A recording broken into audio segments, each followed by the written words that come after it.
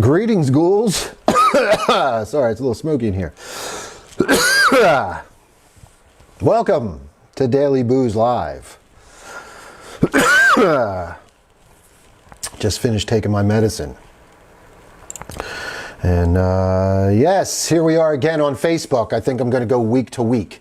I'll do 1 week on YouTube, 1 week on Facebook, and I'll bounce back and forth and see after a month or two which one gives us better results.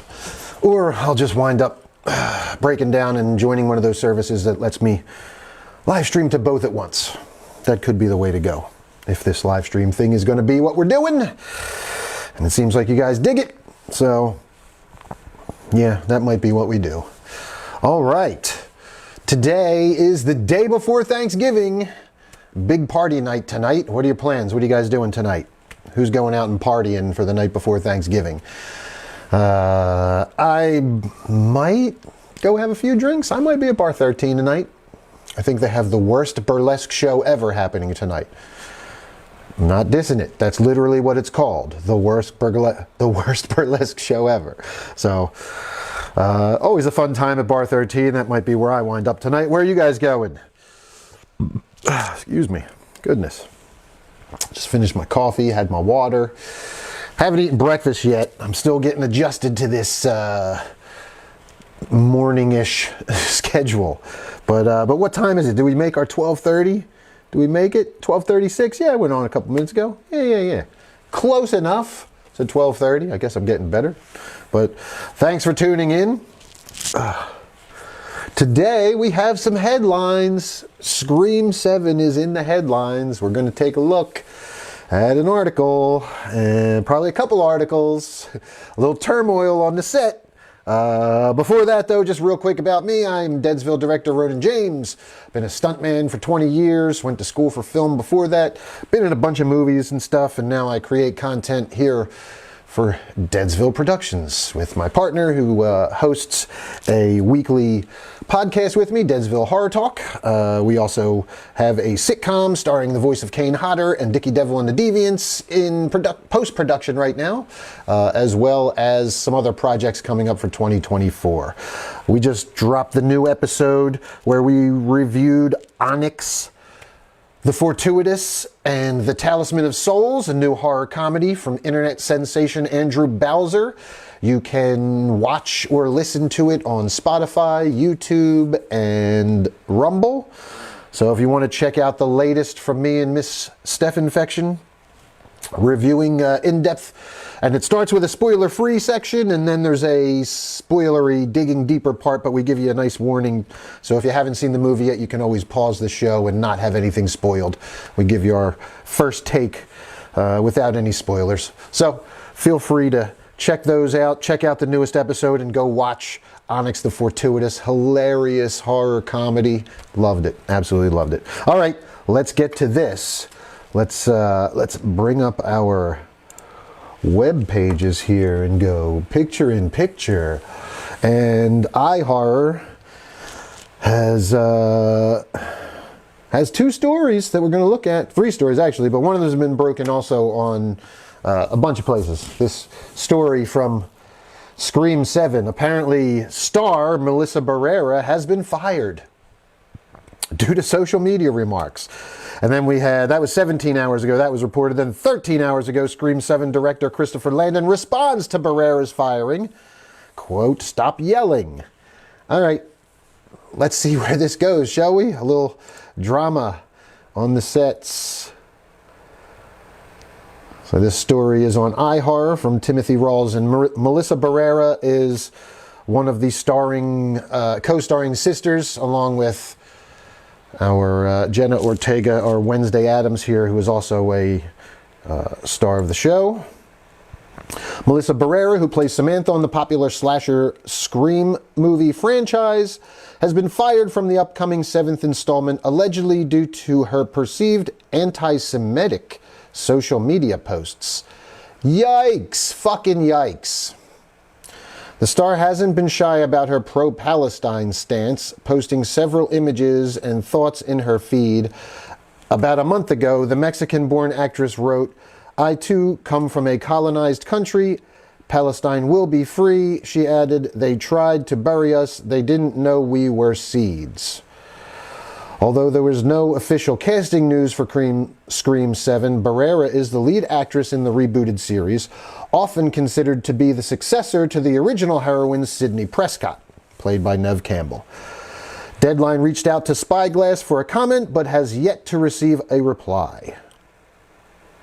And here we have screenshots.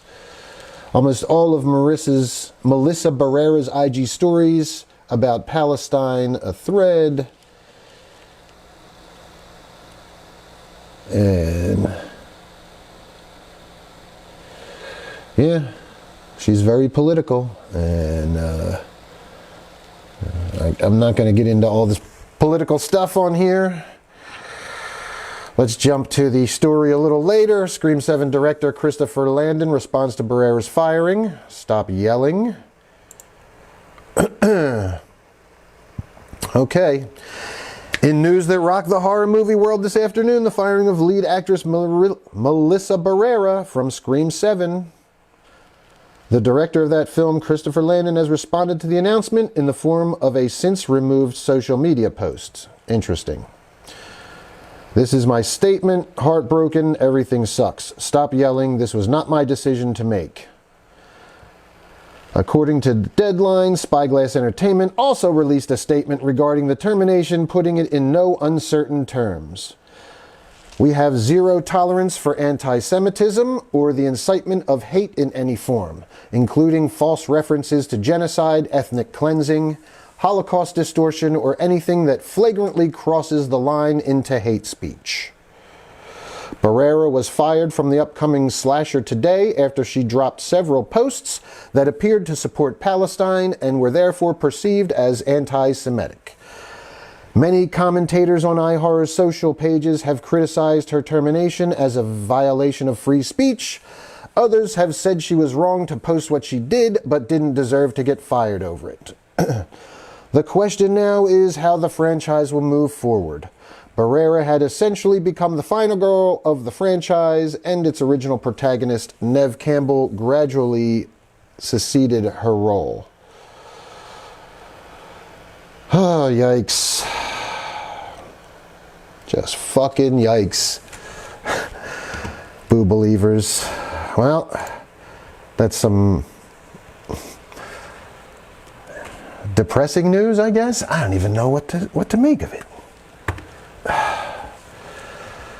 Oh man, yeah, you gotta be careful what you post on social media these days. I don't even want to I didn't realize that this story, I didn't read the story beforehand. I come in here and I react the same way you guys do. I haven't really had a stance on what's going on. I have Jewish friends. I hate seeing religious wars in any form. I generally think religion is stupid and is the cause of all this shit. So I tend to not get involved in these kind of debates. So I'm here to talk about horror, not religion, and not necessarily what's going on in the world. I guess from the studio's point of view, this would hurt the box office. I guess there's a fine line you walk as an actor and entertainer. You don't want to alienate a giant portion of your fan base or of your IP's fan base. And Scream's an intellectual property. It's a franchise. The studio has big plans for it. And to go out and have your lead actress posting a bunch of stuff, I mean, I get their decision. I also understand this is America. We're supposed to have free speech and all that. She should be allowed to say what she wants, right or wrong. But there's consequences, and being a actress, being being somebody who represents a brand that comes with certain responsibilities, and yeah, I'm sure there's something in her contract somewhere that says that she has to behave a certain way on social media and can't be posting hate speech on social media. That's probably in her contract somewhere, that is a fireable offense. I could almost guarantee it in today's day and age where cancel culture is so popular and you have to be extremely careful what you say. So I'm not going to say anything else on it. You guys can post in the comments and battle back and forth. That'll make my algorithm shoot through the roof. So if you have feelings on this one way or the other, feel free to comment. Yeah, that sucks, but again, that's what happens. We've seen it. We've seen it since entertainment has become big money in Hollywood, and since Hollywood started. You can't go out and say dumb stuff that's going to piss people off and alienate your audience that might come and watch your movie and pay to see your movie. They're trying to make money. That's what these things are. This isn't, I don't know who filled your head that this is like art and there's purity and all that bullshit, but movies like this are there to make money. So that's what you have to understand. And I know it sucks. Just like the director said, it sucks, but that's the reality. I've worked in movies for 20 years. I've seen people fired for a lot less. You got to behave in a certain way. You got to be a professional, and yeah, you have to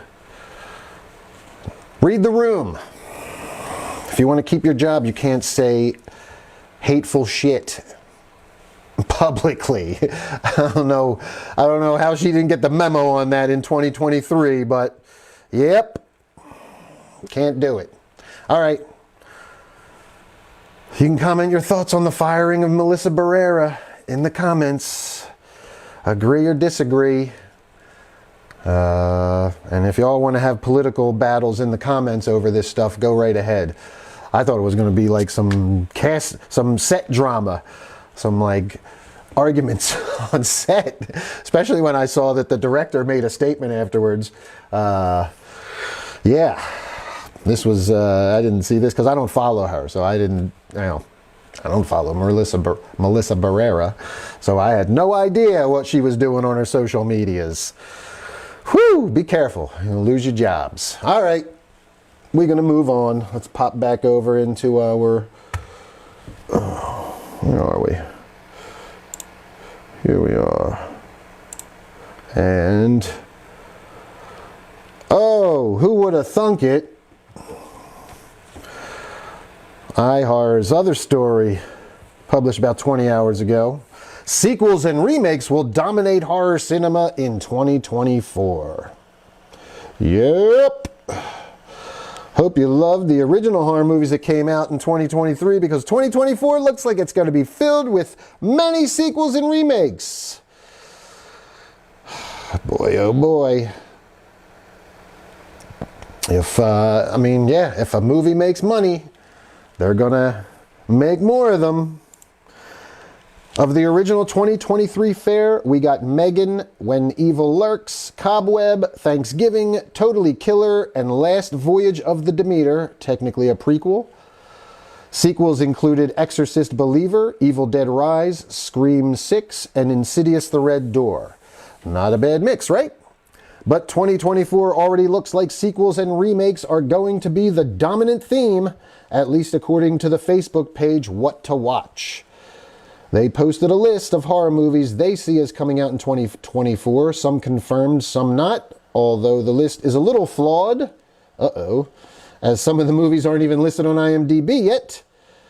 Looking at Arachnophobia remake, it is still an encouraging omen of what's ahead. They also listed mock-up movie posters, but even though they're fake, we can appreciate the artist's concepts nonetheless. Below are the films they listed and their respective posters. We only included movies that are actually listed on IMDb, and we added The Strangers. Keep in mind what COVID didn't push back in production, the actors and writers strike did, so expect release dates to change, maybe even into 2025. Note that the phony Scream 7 one-sheet says 2025, but the official IMDb page says 2024. All right. There's Scream 7 one-sheet. The Strangers, Chapter 1. And we have a trailer. Shall we watch the trailer? I think we shall. Let's check it out. Ryan?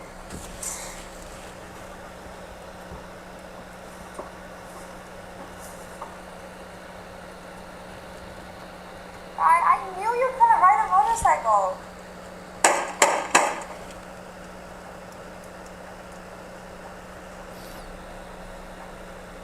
Ryan?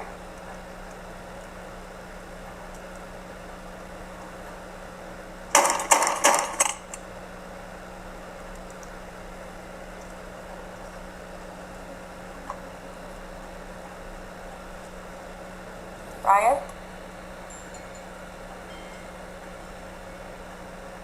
Hello?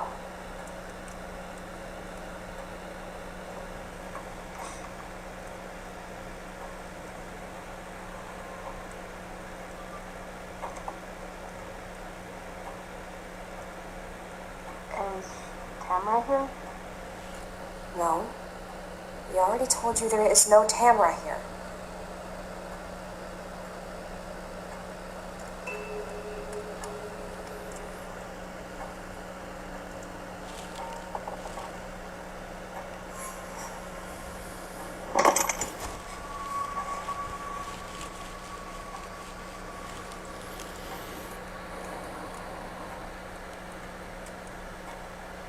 Hello?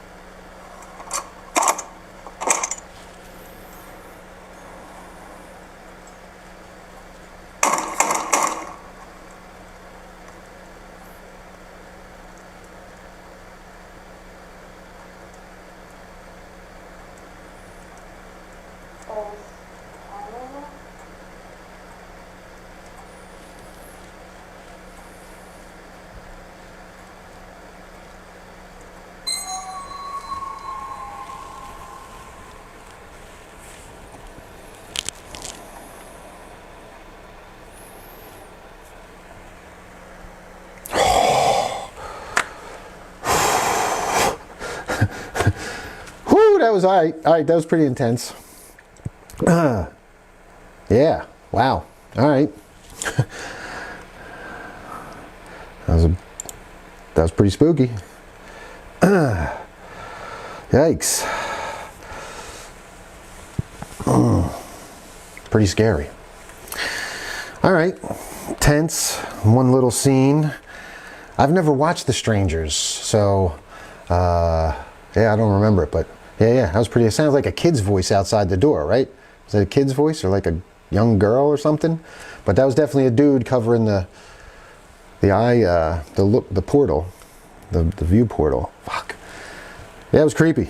All right, I'm jumping back to Facebook here and reading a couple things. Brittany Fox, I think it's BS she was fired personally, but that's just me. Fair enough. Again, it's supposed to be America where you have freedom of speech, but yeah, we've seen plenty of times that's not quite the case when you're representing a brand with so much money at stake. Jesse Zito says 2024 going to be cashing that nostalgia check. Yes, yes, that's quite. Yeah, that's a good way to put it, Jesse. Yeah, I'm hoping to cash in on the nostalgia check myself. Stay tuned, boo believers. I've talked to one of my writing partners, and we're trying to put a short together that definitely cashes in on some nostalgia. We're jumping on the bandwagon. Don't worry. I am not missing this cash cow. This nostalgia train. I am jumping on. So, yeah, stay tuned. Maddie Meek, hi. Thanks for checking in. Jesse, again, I don't know how I feel about A Stranger's reboot. I love the original, but it got a cult following, so of course, bring back. I'm on the fence at the moment, but if it's great, then I'll eat my words. But why 3 parts? Interesting. Yeah, I don't know enough about it. I just popped over there and saw that. Steph Infection checking in. Hey, Scream Arts. Hi, Steph Infection. Steph Infection goes to film her segment, her new content. I believe we're calling it Fear Leader Fashion with Steph Infection and friends. And it's kind of a reboot of something she started doing a little while ago, and she's going to pick it back up. She's headed to Rock and Roll Knife Fight today, and I'm going to try and go run camera later tonight. Richie Riot Shop in Lansdowne, PA. Be sure you check them out. But she's going to check out some of Richie's new Fear Leader-ish fashions, spooky fashions. She's going to take a look at some of the new stuff in Richie's shop. And she'll pop that onto her social medias every week. I don't know. Something like that. It'll be popping up on our YouTube page and our Facebook and all that social media stuff. Instagram and TikTok and all the stuff that kids are on today. All right, we're going to jump back over into picture-in-picture here and go to our next movie. Final Destination 6. The ride isn't over yet, and it's on a cruise ship. Oh, shit. No trailer, just a mocked-up poster. Final Destination was awesome. Loved the Final Destination series. Beetlejuice 2. We all know about Beetlejuice 2. Our girl, Jenna Ortega, playing Winona Ryder's daughter. They are back in production. The strike is over. Glad to see them back in production. The Crow reboot with Bill Skarsgård.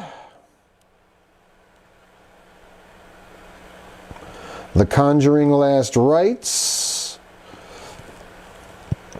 Smile 2. Interesting. Pass it on. Now, I dug Smile. I know it was kind of, some people liked it, some people didn't like it. I liked Smile. I thought it was pretty creepy. Now, it had its problems. There was issues. I had questions, and why would people act a certain way? But I thought it was pretty effectively creepy. So maybe they'll capitalize on some of the good stuff in part 1 and leave out some of that bad stuff, that the plot holes and such. Constantine 2. We got Keanu Reeves returning to the DC Vertigo comic book movie adaptation. Constantine 2. Now, I enjoyed Constantine 1 well enough. I look forward to this. I love Keanu Reeves. I did really like the Constantine that was on the CW for many, many years. I did like that actor playing the British Constantine. So, yeah, I guess I'm looking forward to this one as well. All right. That's it. That's all I got on here. Which ones are you looking forward to? We only had one trailer that we got to look at. What's this? What is this one?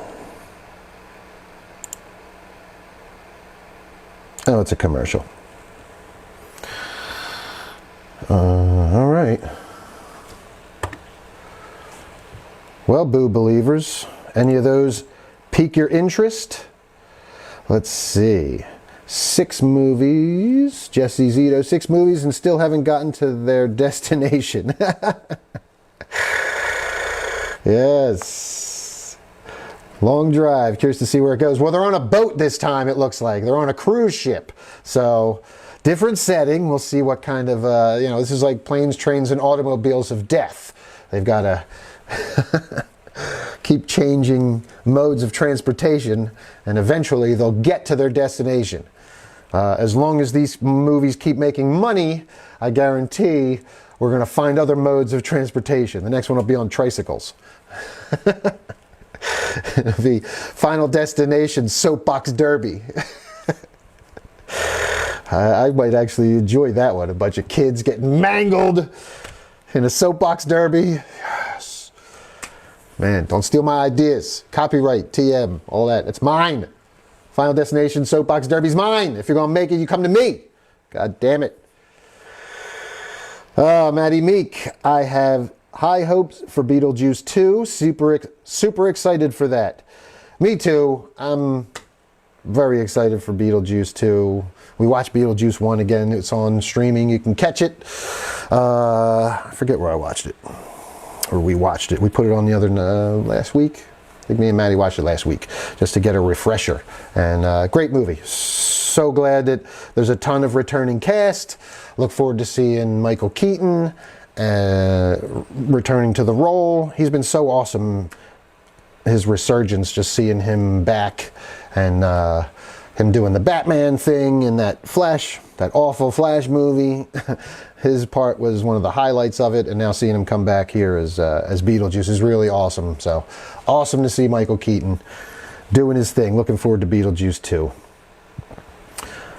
Jesse Zito, The Crow reboot. I wish it wasn't a remake, but a new story with a different character, but that's me. Yeah, it could have been, because many people have worn the mantle of the Crow, it could have not been Eric Draven. We could have left Eric Draven as Brandon Lee and left him to rest and moved on to another character wearing the mantle of the Crow.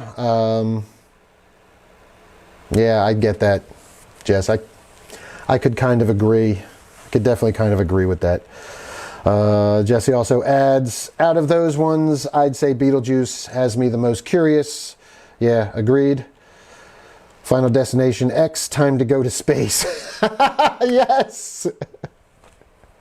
All right, so when they get to Final Destination 10, X, that would be like Jason X. They go to space. It's Final Destination on a space station. Good call, Jesse. I dig it.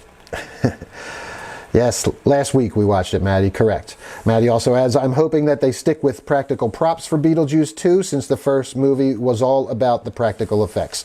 Yeah, that was... we're big fans of practical effects here in Deadsville. And yeah, Maddie's also a prop maker and puppet maker and obviously puppeteer working with us. And so, yeah, we have a certain soft spot in our heart for practical. Who doesn't love practical effects? That's what I grew up on, all practical stuff. We didn't have all this fancy schmancy CGI digital stuff happening. And yeah, I'll tell you what, to be honest,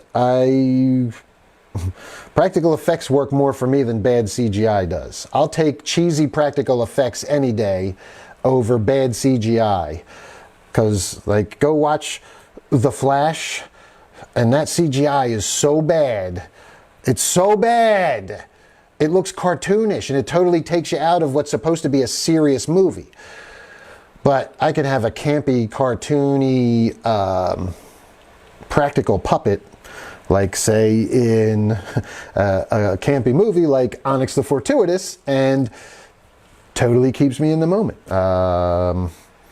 Because I kind of expect that, obviously. It's more of a campy setting. But, you know, even in a serious movie like, say, Dog Soldiers, or like I just saw the original Howling werewolf was revamped, was refurbished. And there was a picture of Dee Wallace. And, you know, even that, the practical werewolf in that was fucking awesome.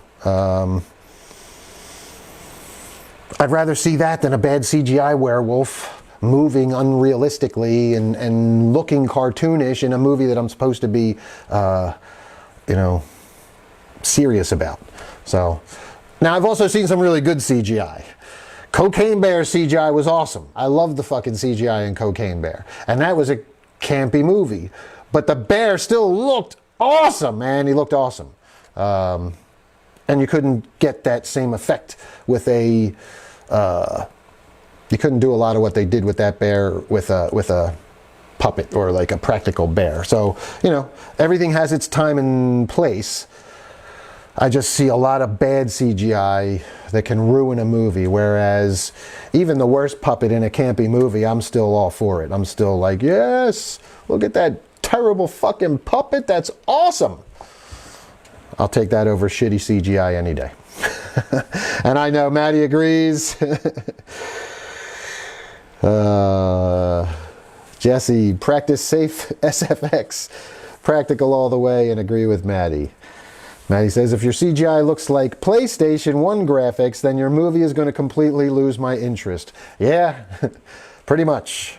Pretty much. And that's what we got. God, we got some of that. I felt like in some, you know, I see that in movies and I'm just like, oh, it's terrible. Terrible. But yeah, hopefully, you know, some of these movies use some really good practical effects. You know who did use practical effects was Eli Roth in Thanksgiving, which we just saw last night again. Well, Steph saw it for the first time last night, and I saw it for a second helping. I went back for seconds, but I'm going to use it as I'm going to get all the mileage I can out of this fucking joke. I know Steph's groaning right now and rolling her eyes because I never stop with the dad jokes, but I'm going to get it. I'm going to get all the mileage I can. I went back for seconds, and yeah, man, just as good the second, probably maybe even a little better the second time. Because watching Steph cringe next to me and hide and everything was also, it kind of added to the experience. So yeah, they did a lot of awesome practical effects in Thanksgiving. There's some digital stuff in there too that's obviously digital, but again, the movie kind of teeters, walks the line between you know, between serious and silly sometimes, and that's one of Eli Roth's great abilities, is to blend a little bit of that dark humor or silly campiness in while still maintaining a very serious tone to his film. And so when I see, you know, a dead body with obvious digital blood pouring out of, you know, a open appendage or something like that, it's a lot more easy to digest because we've already, you know, we're being a little silly. We're having a little fun. Man, one thing too that I really loved about Thanksgiving, which I probably didn't talk about enough in my first takes when I was live last week, were the one-liners.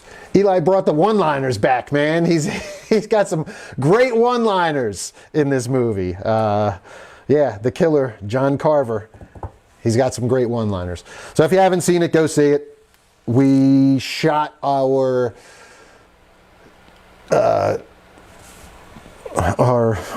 brain fart, our horror talk, our Deadsville horror talk. We have so many shows, I get them jumbled in now with the names and all. This is why I need some help. If you want to help us out here at Deadsville Productions, make sure you email us. deadsvillehorrortalk@gmail.com. Subject, production. There you go. And you too could have some content going out over these airwaves, or help us out with some content.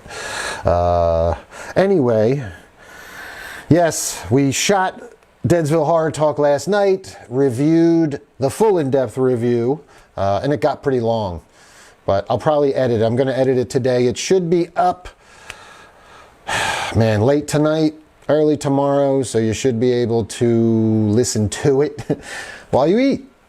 No, I'm kidding. Don't listen to it while you eat. There's a lot of foul language and cursing and talk of blood and gratuitous gore.